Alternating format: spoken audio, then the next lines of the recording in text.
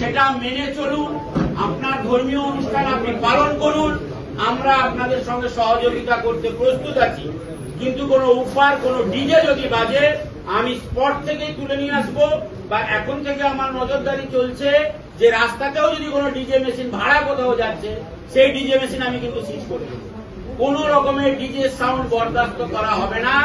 কোন অস্ত্র শস্ত্র নিয়ে প্রশাসন বা মহরমের মিছিল বা যে কোনো মিছিল অ্যালাউ করা হবে না। যে সাউন্ড লিমিট মানুষ সহ্য করতে পারে, যে সাউন্ড লিমিটে আপনার ধর্মীয় বক্তব্য স্পষ্টভাবে শোনা যায়, সেই ধরনের সাউন্ড লিমিট হাইকোর্টের যে অর্ডার আছে, পলিউশন কন্ট্রোল বোর্ডের যে অর্ডার আছে, সেটা মেনে যদি আপনি চালান, পুলিশ প্রশাসন আপনার ওই ব্যাপারে হস্তক্ষেপ করবে না।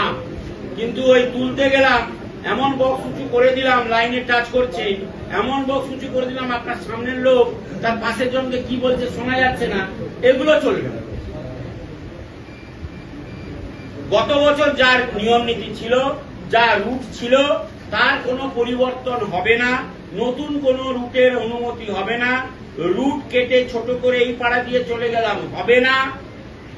এবং ডিজে লাইট, এলইডি লাইটের যদি কিছু থাকে, কোনো কমিটি যদি নিজে থেকে করেন, রাস্তায় বেরোনোর আগে নিজেরা আপনাদের যে প্রাঙ্গণ আছে, যে আখড়া আছে, একবার চালিয়ে দেখে নেন তাতে কোনো রকমের কোনো অপ্রীতিকর শব্দ বেরোচ্ছে কিনা।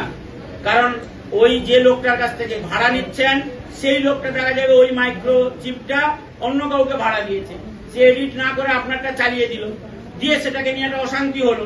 এগুলো বরদাস্ত করা যায়। আপনাদের ধর্মের অনুষ্ঠান করা যাতে ভালোভাবে হয়, সেটা দেখার জন্যই আমরা আছি। আপনার অনুষ্ঠানটাকে ভালোভাবে কমপ্লিট করার জন্য আমরা আছি। কিন্তু ওই যে বললাম, কিছু কোচকে ছেলে আছে, এলো চুলকে দিয়ে চলে গেল, ওকে চেন্নাই যেতে হলে চেন্নাই থেকেই তুলে নিয়ে আসবে।